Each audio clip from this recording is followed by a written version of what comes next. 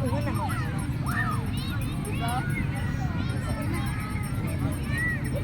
Mana nga video ram na tayo na. Oo man na.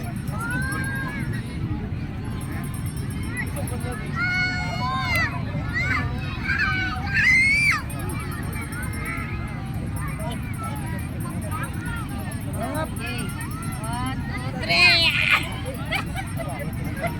Alala.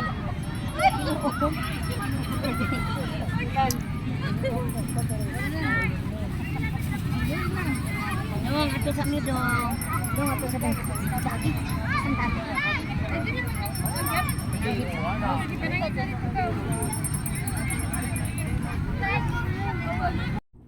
Ayan si nanay, nag-iisa na nakita ko sa sementeryo, tinulungan ko kasi yun nga, dinala niya yung kapatid niya at saka pamangkin niya. Yan. Tapos ang layo pang uwian niya. Eh, yun, tinulungan ko. Yan.